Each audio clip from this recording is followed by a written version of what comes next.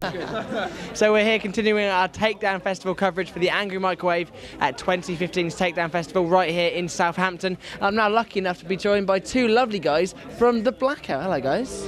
What's happening? Hi guys. Now obviously I think you know what's coming with these interviews over this festival today. I would call it the elephant in the room. However, there's now a second one I can see with your broken arm. So I think we'll start off. We'll come on to the obvious questions in a second. But I'm curious, how did you break your arm? It's not even broken. It's a fashion accessory. Yeah. How is it? It's a look he's going for, which I think he's nailed. I was walking across a bridge and a woman jumped off the bridge to commit suicide and I grabbed her. But I broke my arm. Broke my He's arm. still lifted to safety. Yeah. And then I spun her on my head like that, just to show how strong I was. Right. Okay. Is it hurting now, or are you on the mend? It's alright till he just shook my hand and I was a bit sore to be honest. But yeah. Okay, fair enough. Now, obviously, the other elephant in the room is this is your last tour, isn't it? There was an actual elephant in the room though, so we just panned to. It's just over there. It's just an elephant. In the corner. Yeah. This is our last festival ever. It is. Last ever festival. You've been going for 12 years. Is that correct? 12 years? Yeah, pretty much. On and off. 2003 we were the Blackout. Yeah. We started when I was 17 and I'm now 31, so kind of 14 years, but 10 years properly, and Yeah. but yeah. Okay. And why did you decide to call it quits? Yeah, it's just time really, I think. We had someone who was rich enough and they hated us enough to give us £6 million each just to stop. So that's what's happened. Yeah. So I can't really complain with that one. So you say this is your last festival. You are on a sort of a final farewell tour as well. Is that correct? Yeah, that's at the end of this month, which is Yeah, March. 2 weeks Yeah. I think, or 3 weeks today our last show is. So It's only 5 dates though. 5, 6? 5 dates. Yeah. Quite an intimate tour then, almost, pretty much. yeah. It's not too long. We had to upgrade a bunch of venues. Ironically, it's our fastest selling tour ever. Because it was your fastest selling tour ever, did it kind of make you think, oh, have we made the right decision here? I knew it was people who was like, oh, I'll go see him. If they're quitting, I may as well go see him. We had people saying, oh, I can't believe you're quitting. I haven't seen you for 3 years. Why are you quitting? It's like, That's why. yeah, So with how important was it for you to do a farewell tour? Was it something that you always said, right, we're going to do, or was it just a one big show? Was that discussed? I don't know.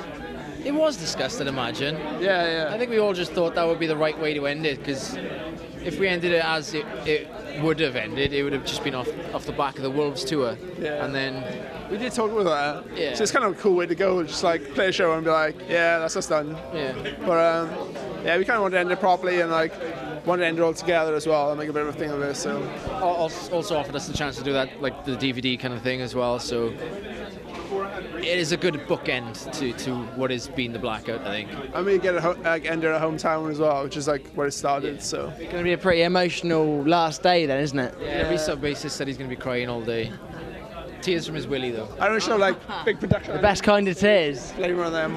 So And when you decided to call it an end, was it because maybe you had other plans in the basically what are you doing after this? Are you sort of sticking together like mates? Obviously, you're still gonna be mates forever. But are you gonna see each other a lot, or are you sort of branching out and doing your own thing? we still see each other. Yeah.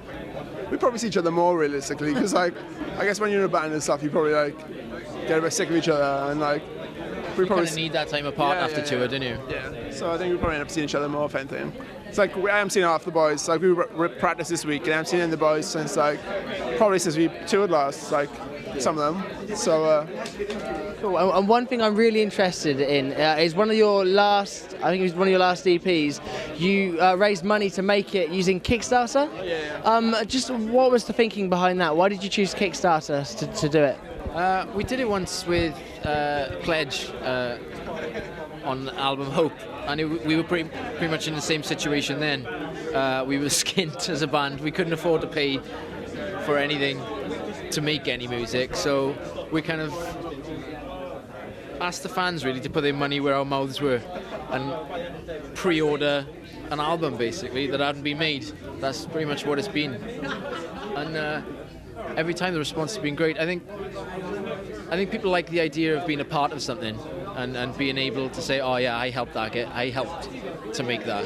Yeah, it's a cool Which thing, people isn't it? do, even if you if you make a record with a label and you sell it onwards, it is still helping a band out a lot.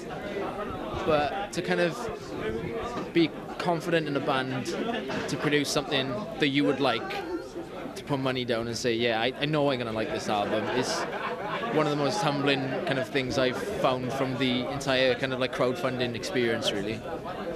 And so for people maybe watching this and they're in the same position as you, have you got like a top tip you could give to people who are looking to face places like Kickstarter, IndieGoGo, Pledge to raise money for their projects? I think you definitely need a fairly strong fan base already. If you haven't got that fan base there to kind of go to, you can put a Kickstarter up and your friends and your mum will kind of pledge, and that will be it. But I think you've got to build that fan base first, and again, that comes back to when we first started, when we were paying out of our own money to record, and our mum and dads were putting us under their roofs. And I think it's gonna be good for a good cause as well. Like, yeah, it's one example I find which really like bugs me is a girl who I follow on YouTube who's like she's a pilot. And she's like super rich, and all her YouTube videos are like on holidays in the Barbados and stuff. And then she's just started a Kickstarter for people to pay for to go fly in. I'm like, you're super rich. You just put up videos, you've got all yourself on holidays constantly, and now you want people to pay for you to go fly in. I think stuff like that's a bit cheeky. yeah. But like, if we could have funded them ourselves, we would have definitely. And to the point where we have done on previous occasions, like the Best in Town, we borrowed a lot of money off a friend of ours, and we did it that way.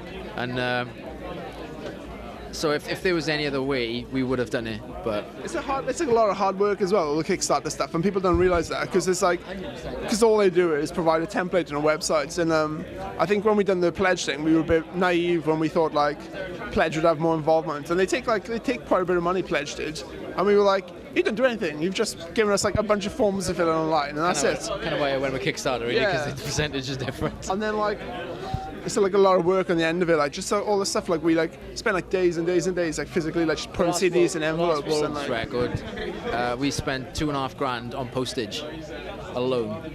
So I think a lot of people see these Kickstarters, just see the number like 20 grand. Oh, you only needed 11. You've pocketed 9 grand here, but it's all a sliding scale. That was based on selling 500 DVDs, not 1,000 of what we done. So we double that.